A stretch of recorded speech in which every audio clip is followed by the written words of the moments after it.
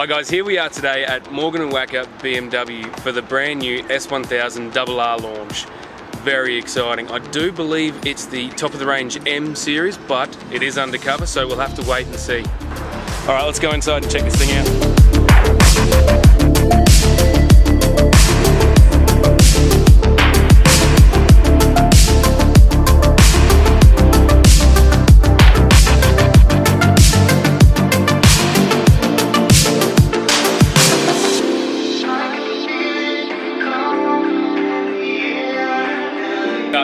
The old model has the Brembos, but the newer model doesn't. They've gone away from the Brembos. From what I know, it's a slightly different brake feel when you're on the brakes. It's not quite so grabby up straight away. Grabby. We're going to go with grabby? Yeah, grabby. You're the doc, you use the technical lingo. So I've heard they've gone away from the lopsided front headlights as well. They have. Forrest Whitaker versus, we don't know yet, we're going to have to wait and see. You have to name this one. A little bit of background information on why the Forrest Whitaker lights on the older model. They only need low beam on one side. Yeah. Wasn't that European standard? Yeah. Low beam was only needed on one side, high beam on both sides. So what they did was just cut one of them in half. Yeah, just to save weight. To bugger off the low beam on one side and save weight. It actually saved a little bit of weight, and BMW's all after function. Whereas the new one with the dual headlights, it's all LED, so there's no weight in those anyway. Obviously, each time they design a bike, they're going for maximum power, maximum speed, maximum efficiency, so they're setting the benchmark higher yet again. Well, when they brought this thing out, it was a whole new level. Well, let's say when it first came out. It disrupted the super sport industry, no doubt. Everyone had to up their game and change their tactics. Exactly. And that was the reason why. I'm assuming the new one will do the same. Yeah.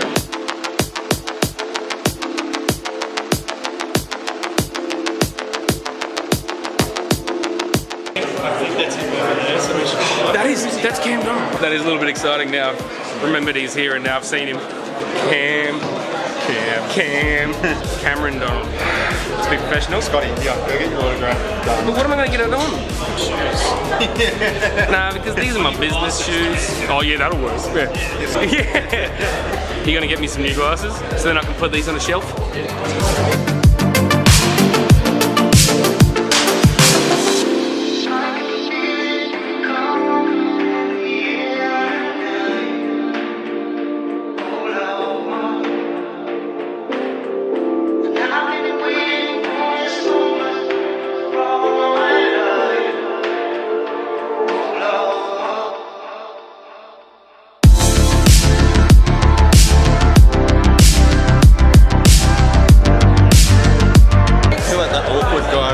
Waiting for my hero, I'm just trying to do an interview.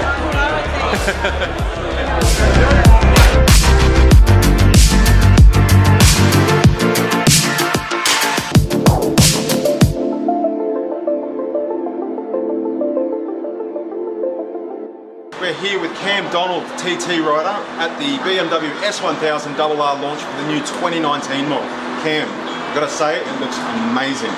Yeah, it's best part is it goes as good as it looks. So after recently getting to test it at the world launch, which was at the Estoril circuit in Portugal, yeah, incredible. It's a very impressive bike.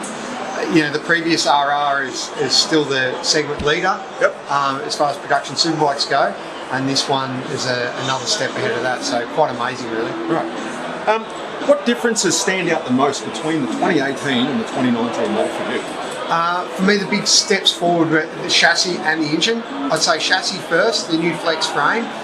It gives the rider a lot more feedback through the handlebars to the front end of the bike. So it's very confidence inspiring. It turns into the corner well, also finishes the corner really well. So that's a big step forward.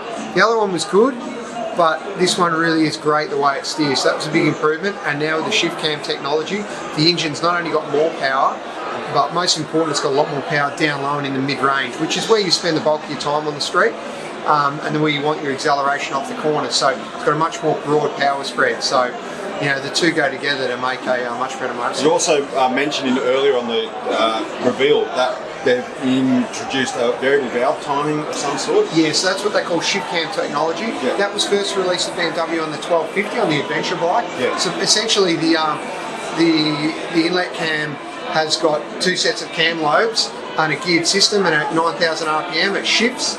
So it changes from a cam profile for low end, bottom end, mid range power to a cam profile for top end, high power. It shifts at 9,000 RPM, but you don't feel it. Really is seamless. That was one thing I was quite conscious of, but you don't actually feel it on the bike at all. So that's quite amazing technology that BMW have implemented there. I've noticed though, from the 2018 version to the 2019 version, they've gone away from Brembo and put their own brand of brake on. Now, does it make it better, worse? How is that for you? That was something interesting I looked at. It says BMW on it. They're actually made by a company called Hayes, which are an American company, quite well known for race brakes. They're the brakes Hayes calipers come out on Mustangs now. So there's a bit of useless information. Bit of trivia. But now the reason was speaking to the engineers at BMW, they had specific needs they wanted. They went to the parts suppliers and said, "This is the spec of brake we want. You give us your option of that." And I think there was 4 different manufacturers of calipers. And they went for the Hayes because it gave them the best feel. Now it's quite interesting, usually a manufacturer will run brakes, they'll run the master cylinder, brake line, caliper will be the same. If you look at the BMW, it's actually got a Nissan brake pump, can't think, another brand of line and a different brand of caliper. So that was basically, they had all the components, tested them back to back and just went for what worked best. And where they said the Hayes gave them over the Brembo was a more progressive feel. The Brembo had a very sharp bite, and for street riding and sport riding, they wanted a more progressive feel, and it definitely has a more progressive feel under braking. So there's a bit of trivia for you. That's interesting. When you rode the bike, did you ride with any of the modes on, or was it modes off for you? No, absolutely. Always ride with the modes on. And that's something, I come from days racing where we didn't have that, and when I first started riding these bikes, electronic AVs, I turn all that crap off, you know. But not now. It doesn't take anything from the experience of riding, especially in your sport and your track and your race modes. There's very little intervention until you would really need it, if you like. If you make a mistake, you've got some sort of safety net, and that's what it's there for. Perfect example at Estoril, one of the sections there, 4th gear, you know, close to 250 kilometres an hour, braking down to a 2nd gear corner. We were braking in there so hard that the back wheel was actually lifting off the ground quite high. Yeah, right. And the race calibrated ABS would actually mitigate how high that back wheel could lift, but it would let it come right off the ground. I didn't have any pulsing in the lever, didn't run wide, but still had ABS. So confidence is there. Incredible. The modes now are so effective, there's no need to turn them off. How'd you find the suspension on the new one? The suspension's good. The electronic suspension with the track settings was incredible how well it worked. Now with the M model, as we have here on display now, you can get in and adjust the suspension electronically, which you could always do, but now you can actually separate rebound and compression control electronically. So no need to have the screwdrivers or tools on the fly too, yes? Yeah, you can do it well. Suspension on the fly, I'm not sure, but to be honest, you probably want to stop to be able to see what you're doing, but you can definitely switch. You can swap modes, and you can change, switch ABS on and off, traction control on and off if you want to pop a wheelie for your mates or whatnot on the fly. You mentioned also that it's a narrower seating position, but the handlebars are higher and wider. Being a big guy like myself, I can see the instant value in having that, and I think I mentioned that with most of my super sports bike reviews on how they're too tiny or you're cramped up. Do you find that improves the overall handling of the bike, or does it put your head back balance too far forward? No, it doesn't. I think it's a benefit, and you know what? If you look at it closely, if you go to World Superbikes now, or even Australian Superbikes, they're going for a wider, flatter handlebar. The racers are choosing that because it gives them more leverage to muscle the bike, and that's exactly what it's done as standard. Well, I think it's just more comfortable when you can grab the bull by the horn, so to speak. Even though they're getting lighter and they're getting more agile, it's still easier to hold on to a sports bike because they're also getting more and more power now. We're getting a 200 horsepower standard.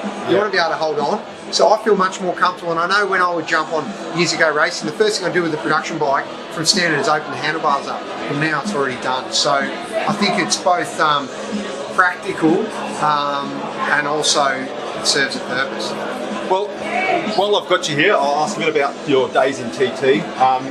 What did you do to mentally prepare to get on that TT track? And that's one of it's the most dangerous track in the world, let's be honest. So many people have died riding that race. So what do you do to mentally prepare for that? Yeah, it's the most dangerous motorcycle race in the world, so that's always in the back of your mind. And that also helps in the motivation to prepare, because you have to prepare. People often ask me, how do you remember the course? And I say you have to. Nothing like brick walls and concrete curbs to remind you where your braking markers and your turning points are. But just train physically, and also a lot of endurance training, because the thing a lot of people forget is the Ironman TT race held over a fortnight. You've got a week of practice and then your week of races. So where you want to be at your peak, the big event is at the end of that fortnight. So it's a lot to take in. So as much time as I could on the motorbike, and that's why I'd ride on the street as well. You're not doing race speeds, but it's just time sat on a motorcycle. It's feeling the road through two tyres, brake and clutch control, and then I'd also ride a lot of dirt bikes for a more high intensity training. But one thing I used to do is I'd train physically. I'd go to the pool, cycle to the pool, swim my laps. So I've gone for a pedal, a swim, so I'm physically exhausted. Then I'd go out and ride some motos on the motocross bike. So that was one thing I really did work on my endurance to be fresh for the end of the race.